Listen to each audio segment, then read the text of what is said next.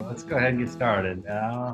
Awesome. Well, hey everybody, thanks again for taking a few minutes out of your Tuesday afternoon to join with us. We've got a little bit smaller crowd here this afternoon, and and in addition to that, the speakers that we had lined up had some conflict with being able to be here, but didn't want to cancel, but also just wanted to kind of touch base and get in with where people are. I want to thank Al and Melissa and Kat for pitching in last week and just kind of sharing about startups and kind of where people are a couple weeks in and maybe what some expectations can be around that. So appreciate all you guys pitching in for that.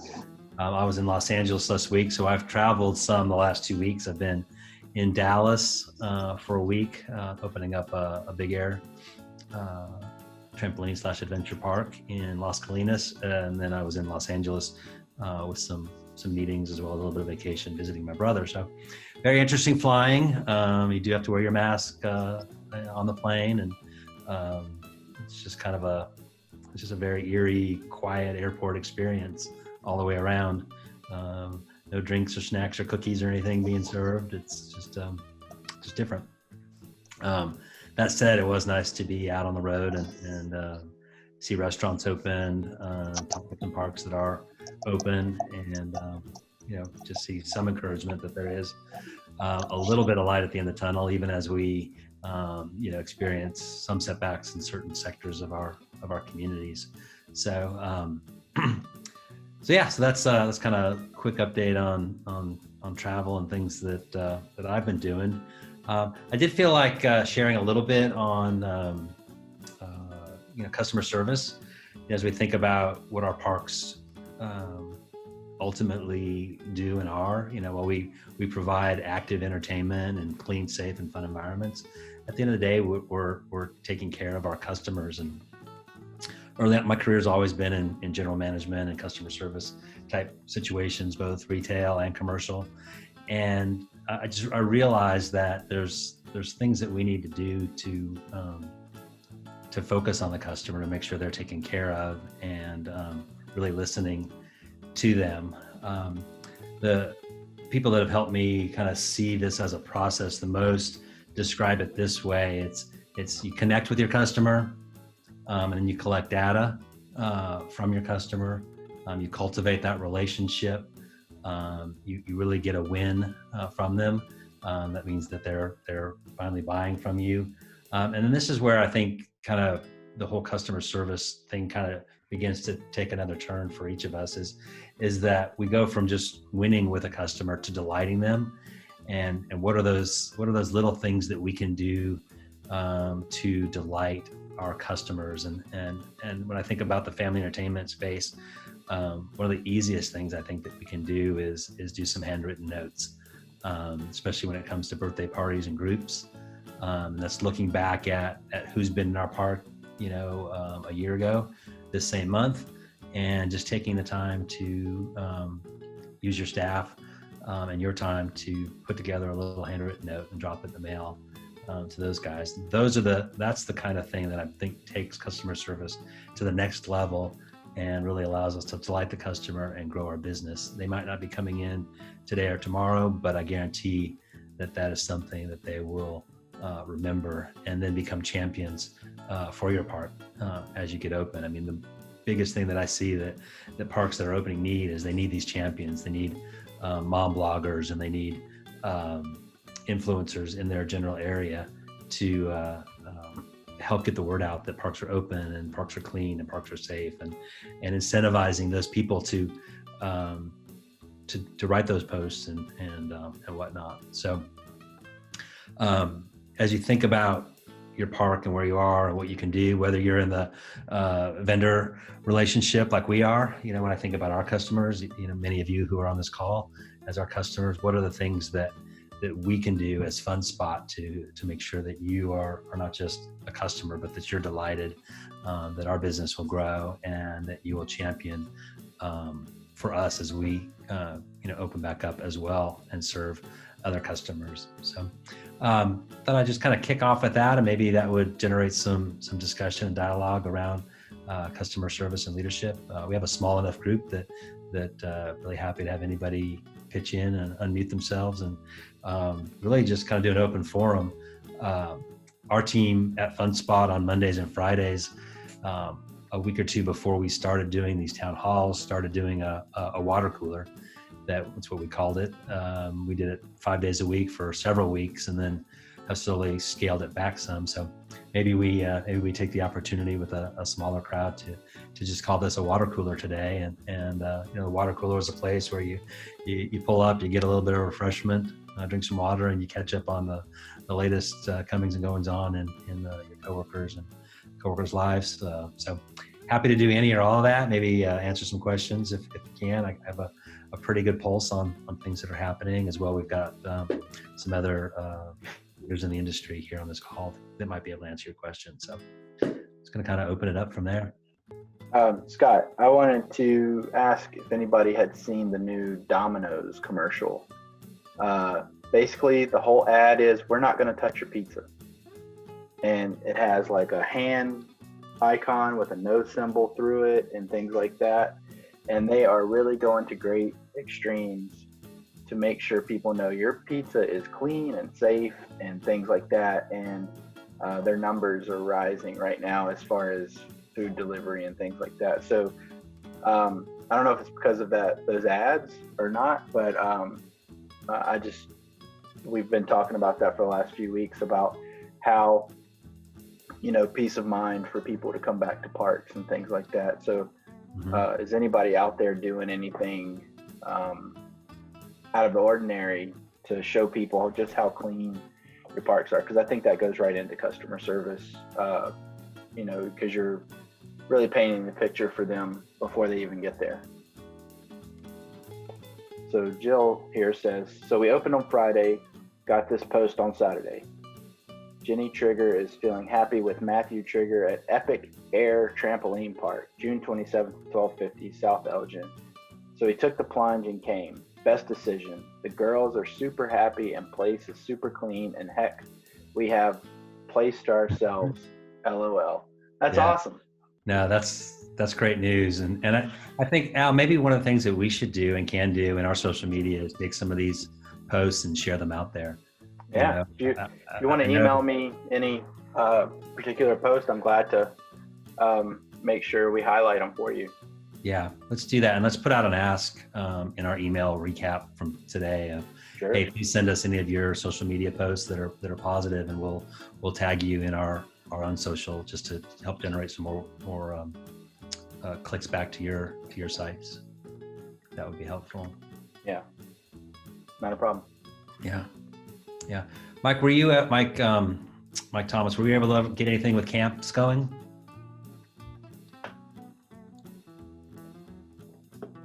Let's see if I can unmute you. Okay, there we are. Sorry. Okay. Yeah, we, again, we were so new to open. Nobody hardly knows we're still here, but we opened to camps for both the morning and the afternoon, and only got enough to fill the mornings. And it's been pretty successful, actually. We had to do non-equipment camps. The reason is our insurance for our park for the liability would be pretty high right now. I spent over another hour today with another attorney to try to figure out how to open this place. And given North Carolina, the problem we're running into in North Carolina is simply this. It's an executive order, which means a law. And if you break the law, then if you have insurance, if you have a lease and you break the law, you negate your insurance and you negate your lease, even if you're paying for all the above. It puts the owners in direct liability as well as higher liability. So some places are opening as camps where they're having 2-hour camps with pizza and drinks in a private room. Some people are doing 1.5-hour camp jumps. Some are doing frenzy teen camp nights. So the attorney and I had a long discussion, and he said, Mike, it's pretty simple. If you're sitting before a judge, and he said, before COVID, would all these been camps? And the answer would have been no. So therefore you skirted the law, basically. So with that long conversation with the attorney today, it put us behind the 8 ball again. So even if you have liability insurance, and there's some parks open right now in North Carolina, and I don't know where they're all at with everything, but even when you think you're protected and you're doing the right thing, you're not. So we're still closed, but the camps have been successful. We're doing non-equipment camps, as crazy as that sounds. And I think that's pretty creative on our team's part. So we have art camp, we have inventors camp, we have sport camp, and we have trivia camps. So I give it to the team to come up. I mean, huge park with all this equipment, and they're not touching it. Yeah, no, that's a big win. I mean, getting people in the park at any level is really good. Early on with our town halls, we had someone talk about STEM, which combined with trampoline activities, but you could certainly, if you wanted, or anyone on the call wanted some connections around some STEM curriculum, I have access to that as well. Yeah. I think it just shows that when you challenge yourself to be creative because of the circumstances, you really can. And my team, I just simply said, look, we've got over 33,000 square feet of space. Let's just say 20,000 of it's, deck, upper deck, kind of stuff. That means we've got 13,000 square feet of community center. Figure out what to do with it. Yeah. Don't just sit back and say, gosh, look at our losses. By the way, we're not making any money. We're just trying to break even for the investment we have. We're not going to break even for the cost it is before we started the camps. That's all continually lost every day, thousands of dollars. We're just trying to pay for the camps. Right. So it's been a good road. But anyway, thanks for letting me share. Yeah, absolutely. Thanks. I'd be interested in hearing from some of our vendor providers like Sven or Robin, like how you guys are interacting with a lot of different family entertainment centers and parks. Maybe you could share a little bit about your pulse, especially as it relates to domestic parks, but worldwide as well. I know you guys are over in Europe and UK. Yeah, I could start it off. Chatting to a lot of people. Obviously, the UK is still in lockdown. I'm generally over in America for a lot of my time, but I've had to come back. No idea when I'll be coming back over there. There's various parts in Europe that are open. Germany seems to be doing quite well. A lot of those parks are sort of getting up to 50-60% capacity. Yeah, quite a few parks over in the Netherlands are open. Sweden never really closed their parks. But they are finding that their numbers have been generally quite low the whole time. I think the general trend in America, obviously speaking to people in all sorts of different states, is they're starting slow, and then when people actually get into the park and start telling their friends that it's open via social media or however else where they do it, generally then numbers begin to pick up and people end up fulfilling their targets in terms of getting to the capacities that they're allowed to get to at the moment. I think that's generally what I'm finding. People's attitude towards it is very positive. I've hardly heard anything negative really about people going back to parks. Even with the two ladies last week that spoke about it, they were both speaking very highly about people coming in there. So yeah, just a very small overview really, but similar sort of situation. If you were to compare Europe to America, basically the same sort of size, and America with loads of different states doing those different things, Europe exactly the same. Loads of different countries doing loads of different things and just trialing it out. There still isn't actually a date in the UK for when parks will officially open. Things keep changing. We're not really quite sure why. So I guess it could be you guys have got a bit more clarity over there really for that. Yeah. No, thanks, Robin. Sven, you have anything you want to add? Yeah, sure. I think Robin thinks that is a great summary of what we're seeing over here in Europe. Something to add maybe from our side is that we can of course observe how the machines are used everywhere. And of course, the usage of these machines, if they're in any way representative of what's going on in the parks, is of course much lower than what we saw before. But the good news here is that it's been stable. What we've been worried about is seeing that people are playing for a while, and then usage stops again because the parks are closing or there's not enough people coming in. But those locations that have reopened, they had very stable player numbers, usage numbers ever since they opened. They're low, but they're stable. So we see that as a good news. Yeah, no, that's great. That's great. Sven's product is Valo Motion, so he has Valo Jump, Valo Climb, and so they can kind of dial right in and see. They can actually get real-time usage data on their product. So that's encouraging that it's it's low but it's steady. Right? It's, yeah. A decline would be not good. So thank you, appreciate that. Super. Hey, Bill, if you're there, I would love to. I know you're in the climbing side of things, but would love to hear from you because there's definitely some adjacent things that we can learn if you're available. Yeah, absolutely. Kind of what we're seeing in the climbing side is again that kind of that cautious approach, and really focusing on educating the customers before they come in. A lot of gyms are in a membership model, so they have almost a more direct communication with their customers. But I think it's building up that confidence in the facility that the facility is taking steps is the most important part. Whether it's what the employees are doing or what precautions are being put in place. I've seen it a couple different areas where gyms just open up and they don't have that communication, and they're only filling it like half of their reduced capacity. Whereas those that really keep that communication going with their customers and share what they're doing to kind of keep their customers as safe as possible are having a bit more success and are filling up their facilities. Some opening at 100% capacity depending on the state they're in, and things almost feeling back to normal. But I think there is still a little bit of trepidation, so that communication is essential. Yeah, I think when I kind of talk quickly through that bit of a marketing funnel, the whole idea of cultivating, and I don't think we can undervalue how much over communication we need to do, especially on social media and through email campaigns with video.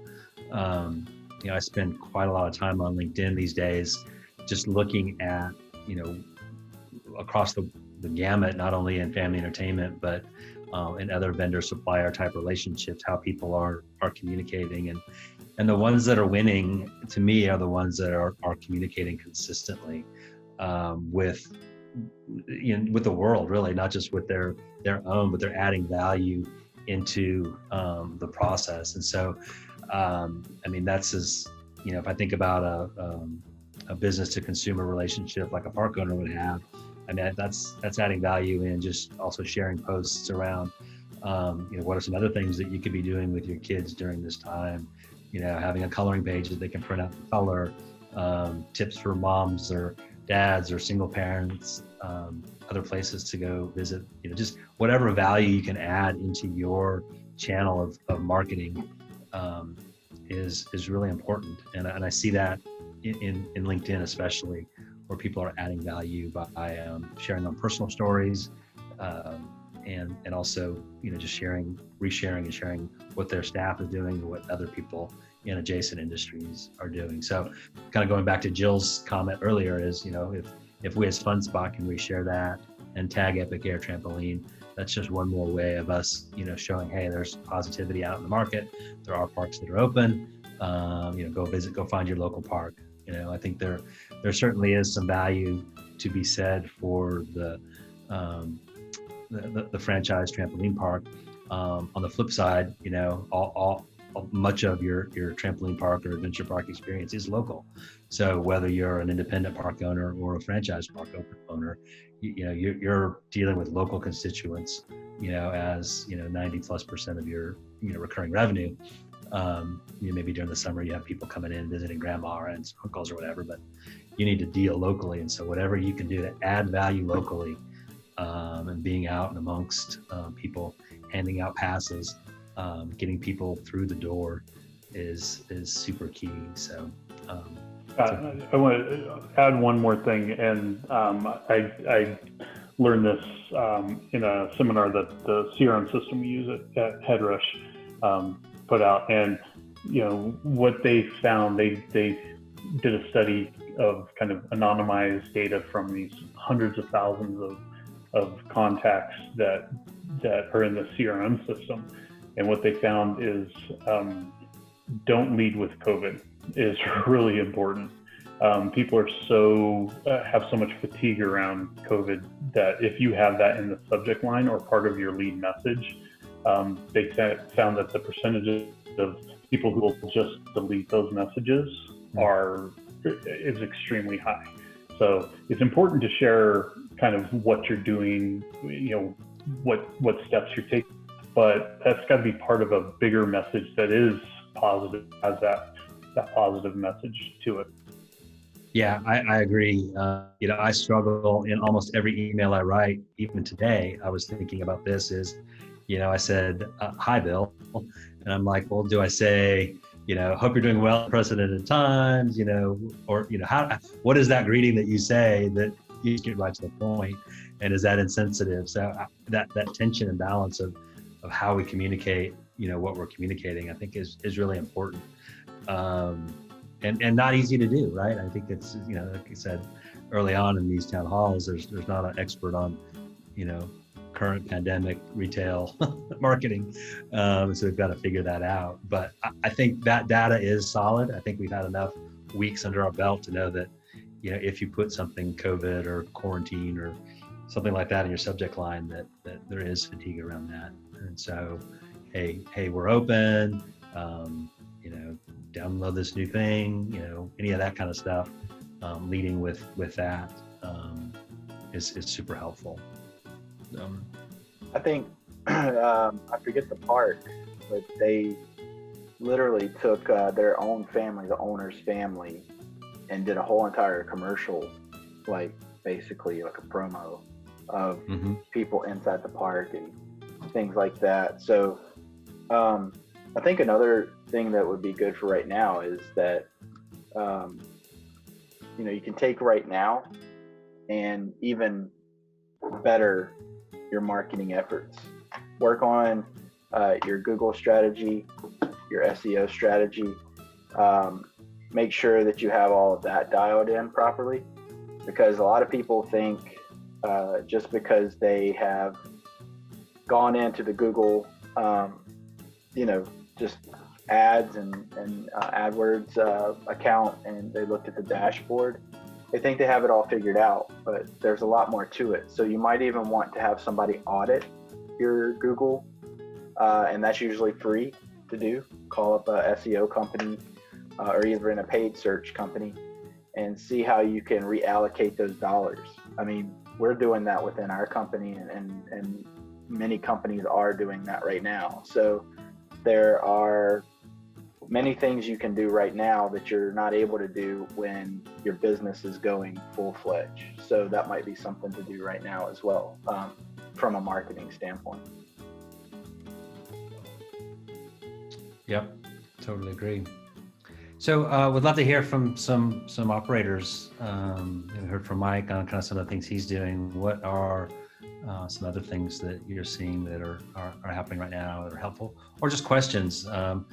Jill asked, how many on the call are still closed and how many are open? And Luis said he's closed. I think he opens in September or something like that, if I'm not mistaken. But anybody else closed or open right now? Go ahead and type something in. Okay, we got Raina Gardner says she's closed. Raina, where are you located? You can unmute yourself if you want.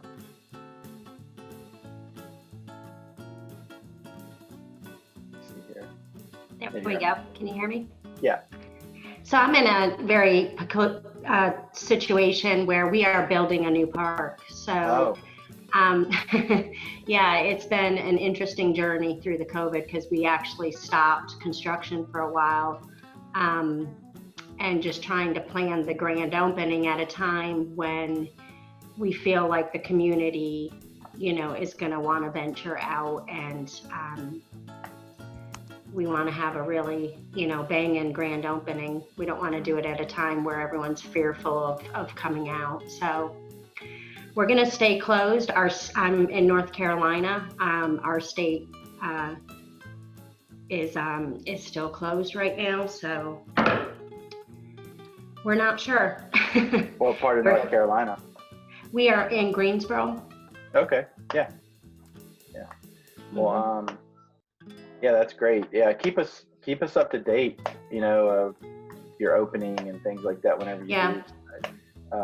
We're very eager to champion everybody that is opening, because we're seeing people in the comments now that, like Victoria Stafford says, our park is still closed, but corporate competitors are open. So, Victoria, what is there a reason that you're not open and the corporate competitors are open? If you want to chime in. Hi. So our park, when we closed down, we decided to use that as an opportunity to do some structural renovations. Okay. So we're swapping out our foam pits for airbags. We even expanded into the building next door, and we're going to build a cafe and arcade area. So as of right now, that's why we're still closed. We are in phase 2 in Louisiana, which you couldn't have a foam pit open anyway. Our corporate competitors, one of them opened June 12th. The other one opened last Saturday. So it's still pretty recent. We don't really have an idea of how many people are excited to come back to trampoline parks, because in Louisiana, it's almost 2 parts. It's where the governor and the LDH, they're all saying everyone needs to wear a mask. The mask is the way to go. And then there's other people, I'm not wearing a mask. So it's just kind of give or take. So that's where we are right now. We plan to be open by mid to late July. Okay, great. Well, yeah, again, please keep us up to date, because we are everybody's biggest cheerleaders, of course, and we will do whatever we can to, really champion the industry as a whole. So we have, thank you, Victoria and Raina, for chiming in. Mike Thomas says they're closed in North Carolina, of course, and Miguel Torres ready to open this week. All right. We are taking reservations for birthday parties. That's what I'm talking about. So Miguel, where are you located? You can chime in if you want to.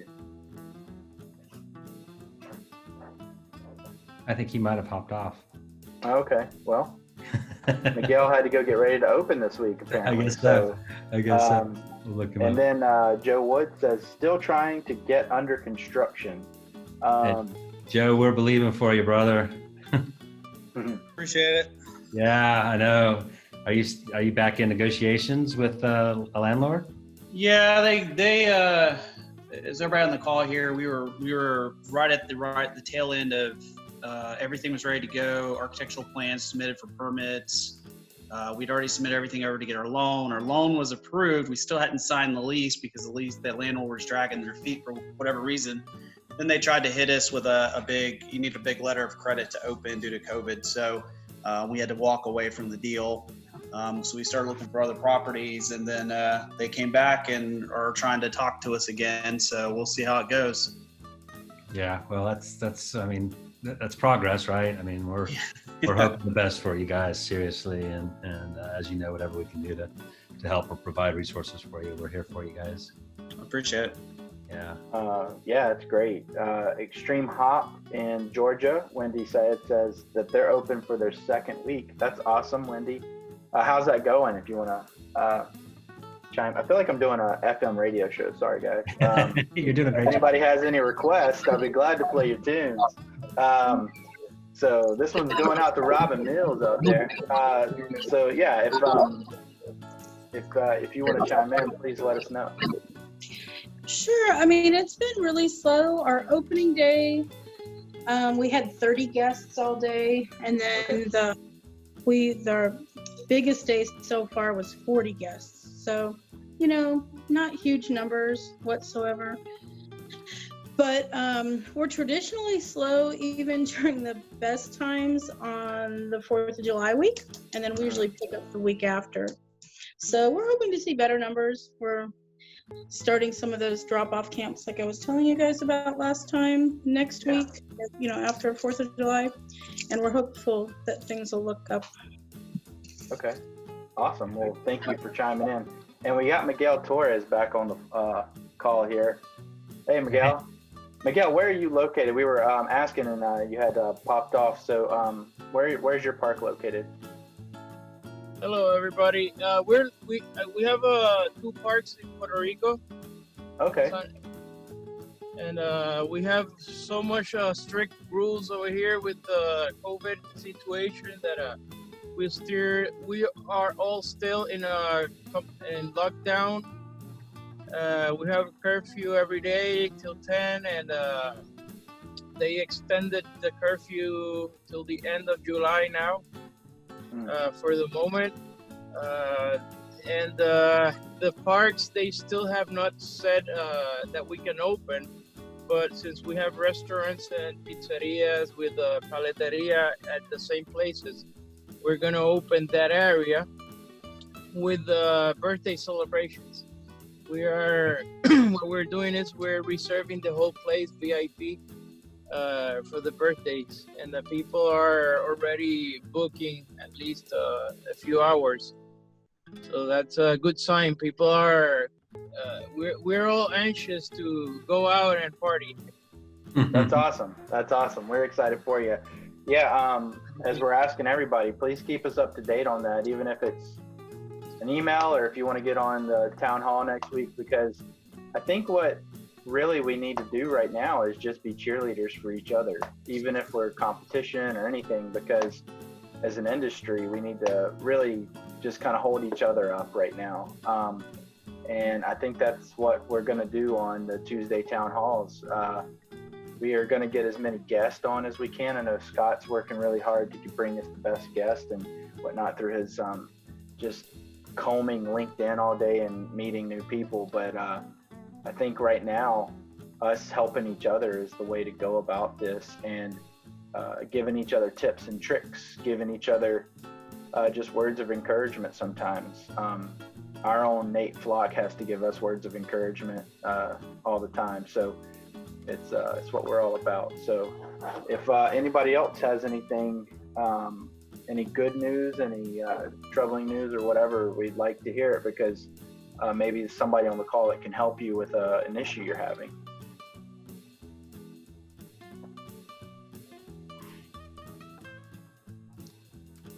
That's all right.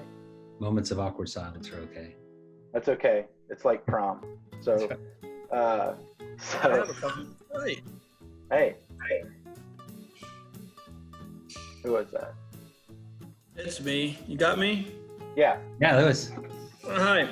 This actually doesn't help me, but I think it helps you. I don't know if you guys got hold of a big publication that the American Association of Pediatrics started panning out yesterday or the day before, that they're pushing for the U.S. government to open all schools.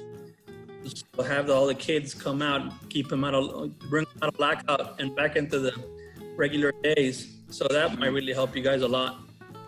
Yeah, it sounds like the parents voted on that one. So I think parents are tired of teaching their own kids. Yeah, that is probably going to help. I think every little bit helps at this point. So Luis, you're opening in September, if I remember that right. Used to be that. So far we had a little bit of a run calming down in the COVID thing, but it's ramping up again. So still have a scheduled September 1st open. We are not sure anymore. They're talking about keeping schools shut down all the way through December and just resetting and restarting the whole year in January. It all depends on how things go on for the next couple of weeks here. Yeah. Yeah, and thank you for that, Luis. We are here to help however we possibly can. So you have our contact, so please don't lose touch. Scott Rice asked, any creative social media ideas out there? Anybody doing anything that is super creative to encourage engagement and increase excitement to return? And then Robin Mills followed up, the share a pic of your park to get another free jump is working well from what I've heard. Is that in Europe, Robin, or is that, are you hearing that on the stateside as well?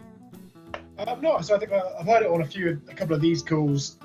People are actively trying to encourage other people to share photos of their kids or them in the park, tag them in the park.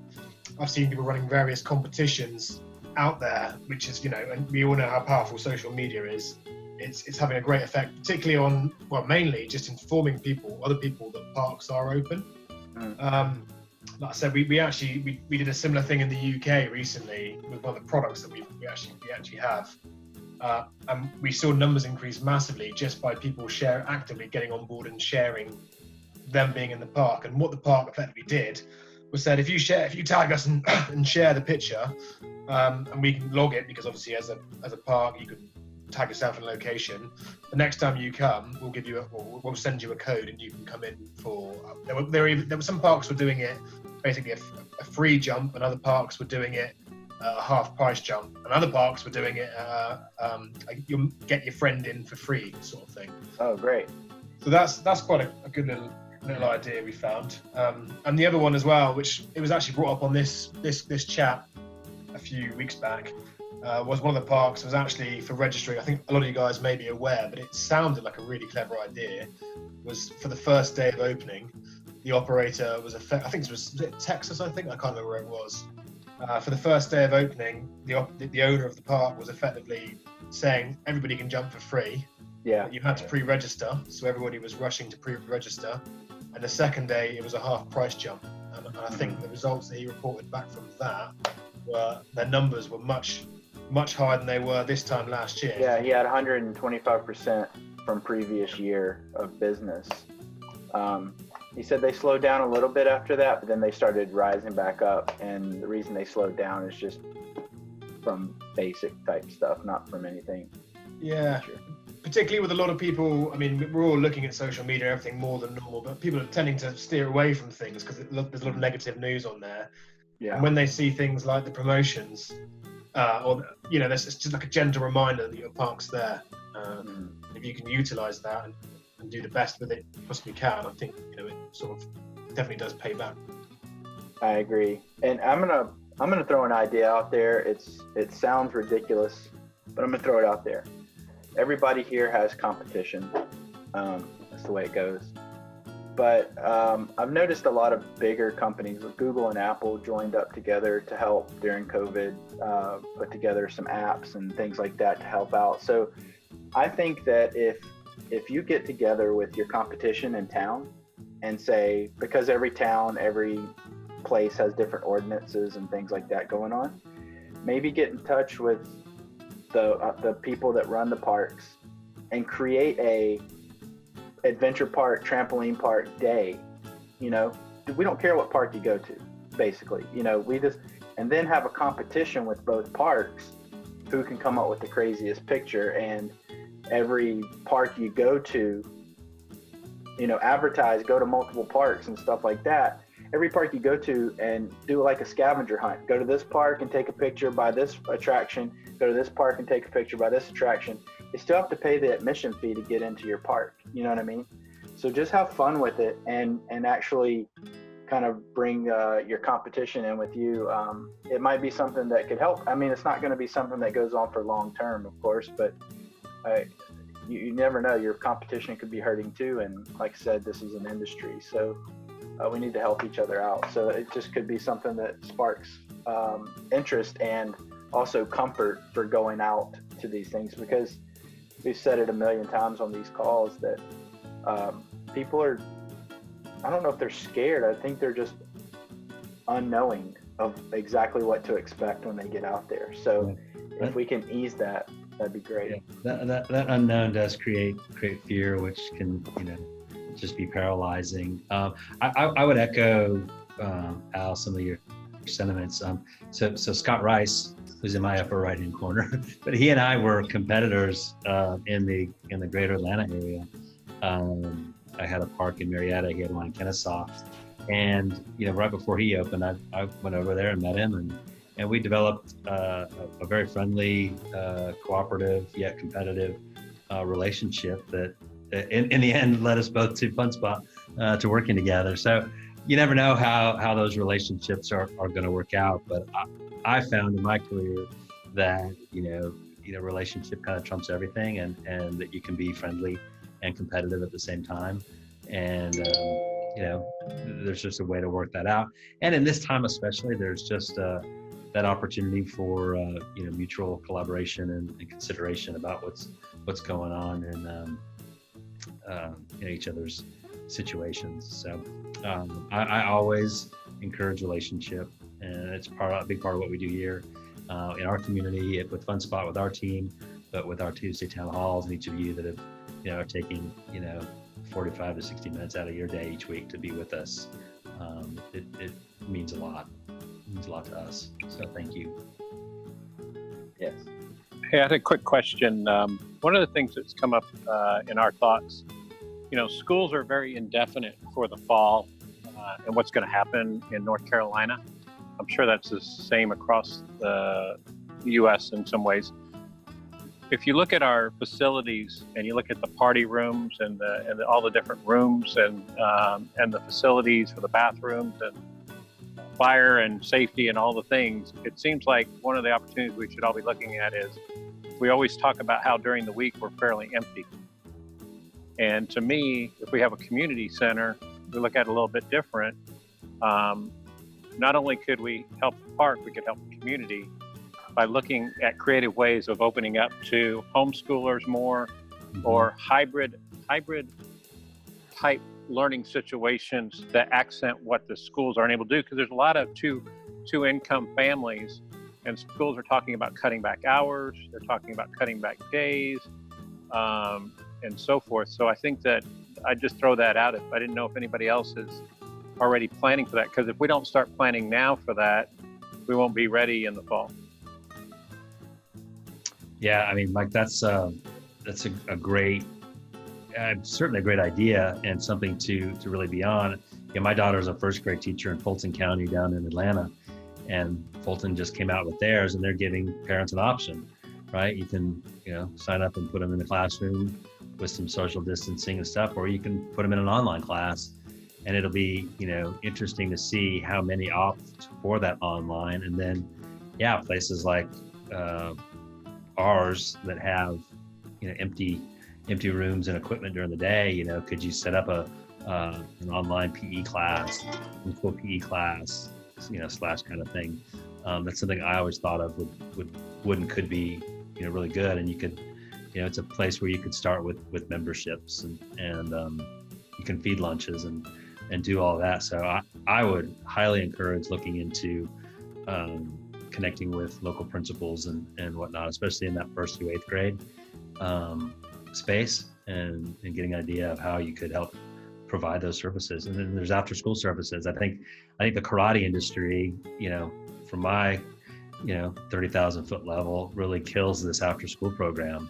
And I always thought, well, why couldn't trampoline and adventure parks do the same thing karate schools do?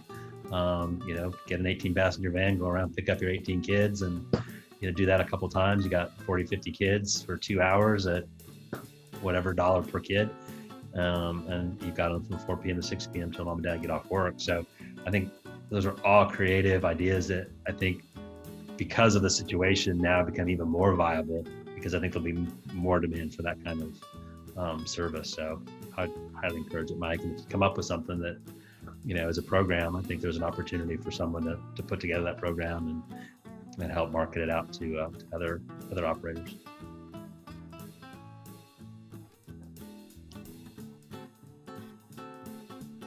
I think that we just, like you guys are saying, I think we just have to kind of reinvent the wheel just a little bit, just reinvent how we maybe air up the wheel, so just have to look at it through a different prism, and hope this isn't our constant reality, but plan just in case it becomes a more constant than we believe it will be. So, or hope it will be. Yeah. But I think we're on the right. I think we're on the right road. I don't want to give all doom and gloom report here, you know. So that's all. Hey, Ashish, it looks like you're there with Chuck E. Cheese. I'll be wondering if you'd be willing to share a little bit about your story.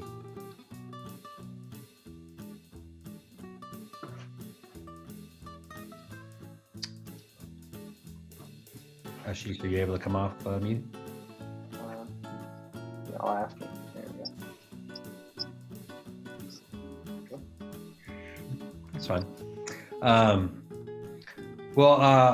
Awesome. Again, I thank you for your time. It's I'm looking at someone to come on and talk to us a little bit more about cleaning and in-depth cleaning and the products, not just the chemical products, but the actual physical products we use to clean within our parks. I think there's some, we talked about it early on, like 7 or 8 weeks ago. We talked with Christian Harris about, the difference between cleaning and sanitizing. And you can't just sanitize without cleaning first. But the more I've dug into this, I found out that there are some actual physical products, especially when you look at microfiber versus string mops and rags, that add a lot of value to your ability to clean.